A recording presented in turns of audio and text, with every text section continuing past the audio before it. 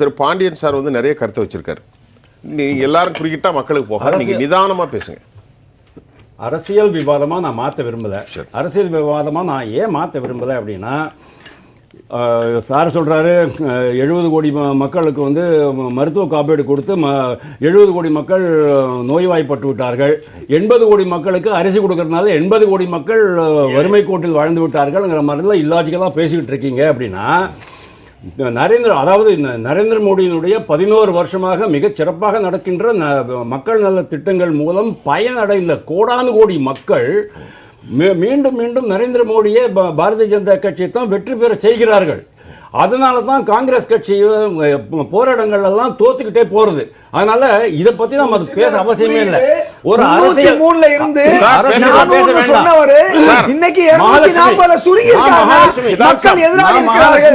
நான் மகாலட்சுமி உங்களுக்கு தரேன் 8500 ரூபா கட்டாக்கட்னு உங்க அக்கௌண்ட்ல விழுந்துருன்னு சொல்லிட்டு சிறுபான்மை மக்களை ஏமாற்றி கூட இவங்களுக்கு வந்து 99 தான் வந்துச்சு. அதனால அரசியல் பேச விரும்புகிறேன்.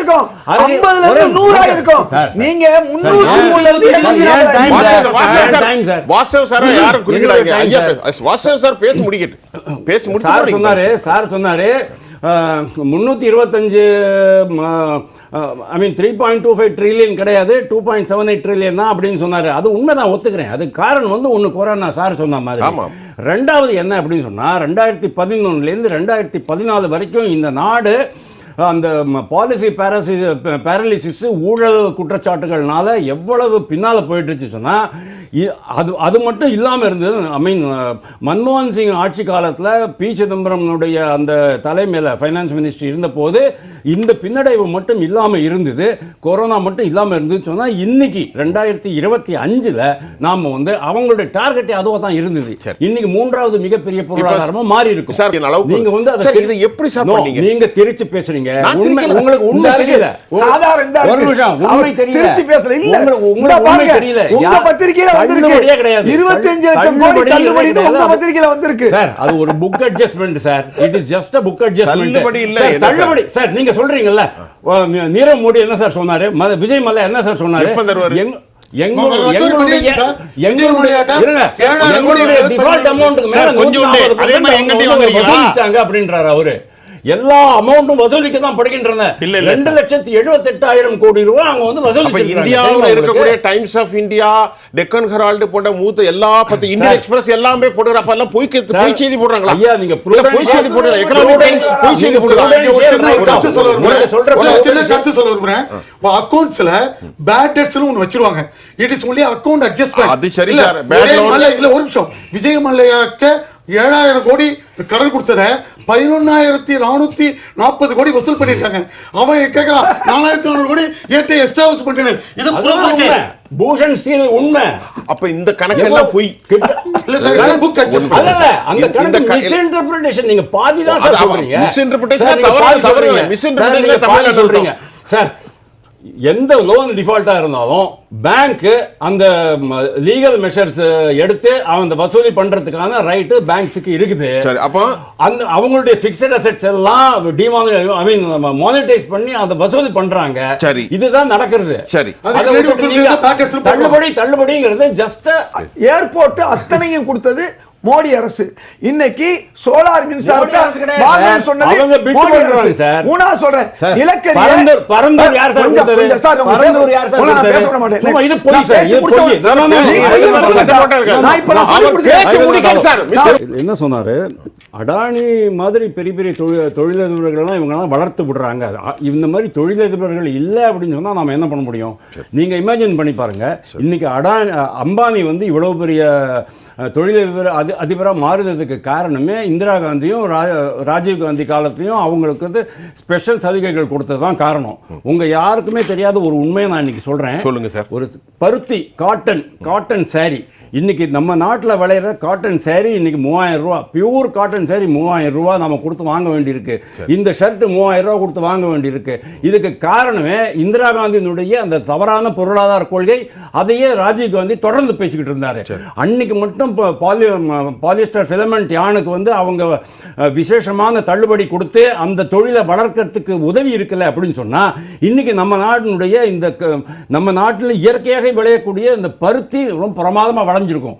இன்னும் அந்த காலத்தில் நாங்களாம் பேசிக்கிட்டு இருந்தோம் காலேஜில் போகிற சமயத்தில் மத்திய அரசினுடைய பட்ஜெட்டை எழுதுறதே அம்பானி தான். திருபாய் அம்பானி எழுதுவார், நீங்கள் சும்மா சைன் பண்ணணும். நீங்கள் நிதியமைச்சருக்கு பிடிக்கல, பிரைம் மினிஸ்டருக்கு போயிட்டு கம்ப்ளைண்ட் பண்ணார் சொன்னால் பிரைம் மினிஸ்டர் சொல்லுவாங்க நீ பாட்டுக்கு சைன் பண்ண அப்படின்றாங்க. அந்த அளவுக்கு இருந்தது சார். ஞாபகம் இருக்கா சார்? ஒரு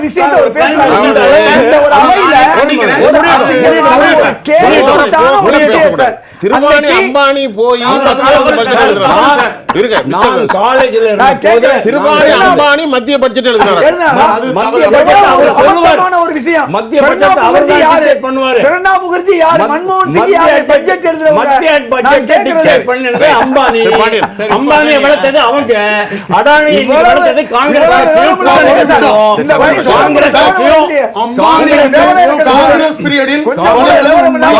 மாநிலங்களும் நண்பர்களே, இன்னைக்கு சத்தம் போடாதீங்க. மோடி பின்னால இருக்காருன்னு ரெண்டு பேரும் ஒண்ணா இருக்கிறது பாராளுமன்றத்துல காமிக்கிறாங்க. ஒவ்வொரு நாட்டுக்கு அவர் கூட்டிட்டு போறாரு. இதெல்லாம் வாசுதேவன் என்னுடைய அந்த இதை முடிச்சிருங்க. மிலிட்டரி பட்ஜெட் ரொம்ப பெருசு அப்படின்றீங்க. 50 லட்சம் கோடி பட்ஜெட்ல 6.5 லட்சம் கோடி தான் மிலிட்டரி பட்ஜெட். அதுலயும் நீங்க முக்கியமா இன்னொன்று பார்க்க வேண்டியது, அது 40% கேபெக்ஸ். அந்த 40% கேபெக்ஸ் சொன்னா அது வந்து தொழில் முதலீடு. அந்த தொழில் முதலீடுனால தான் உங்களுக்கு வந்து வேலை வாய்ப்பு பெருகுது, ஜிஎஸ்டி பெருகுது, தனி மனித வருமானம் எல்லாம் பெருகுது.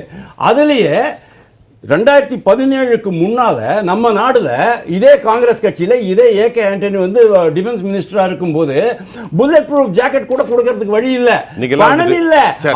இருங்க, பணம் இல்ல, சீனாக்காரன் கூட நம்ம சமாதானம் போயிடலாம் அப்படின்னு சொன்னாரு. ஆனா இந்த கவர்மெண்ட்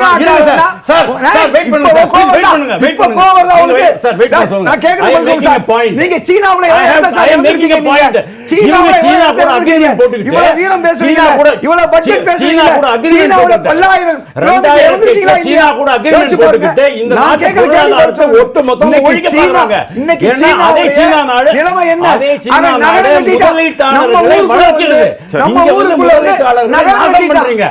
விமானப்படை அது ஒரே ஒரு இன்சிடென்ட் தான். பாக்கி எல்லா நியாயமான வாதங்கள் அது உண்மை. அந்த ஒண்ண தவிர ஒரு இன்சிடென்ட்க்கு மட்டும் அந்த ஒரு ஆர்டர் மட்டும் HAL அதாவது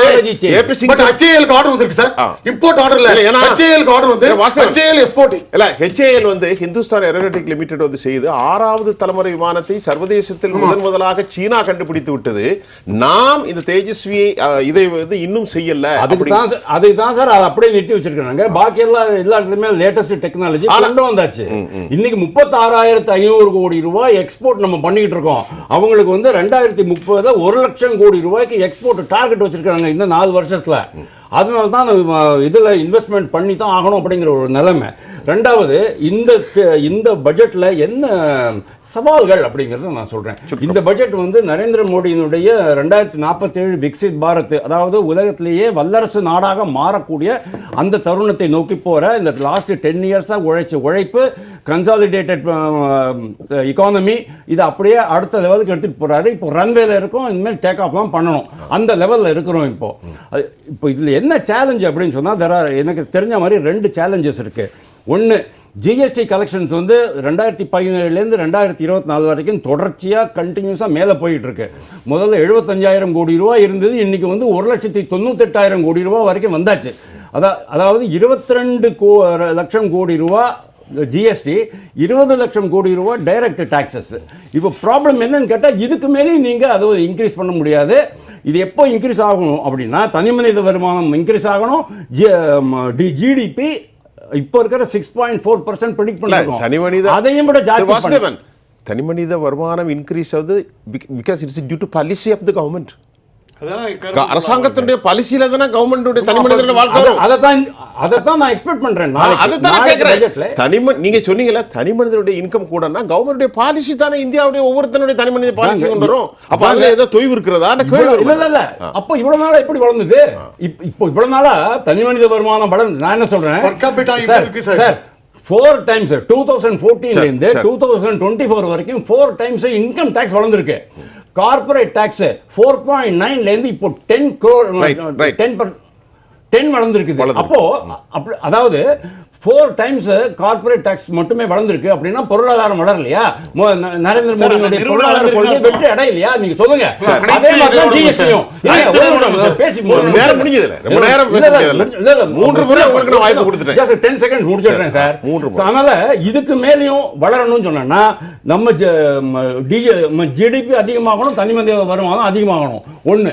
ரெண்டாவது 16th ஃபைனான்ஸ் கமிஷன்ல 41% இப்போ 45% மாறுவதற்கான வாய்ப்புகள் இருக்கு. அப்போ இது வந்து சென்ட்ரல் 16வது நிதிக்குழு இதுல வந்து 45 ஆக்குறது எதற்காக ஆகலாம்? யாருக்கு? ஸ்டேட்ஸ்க்கு. அத சொல்லுங்க. மாநிலத்திற்கு பகிர்வு தான்.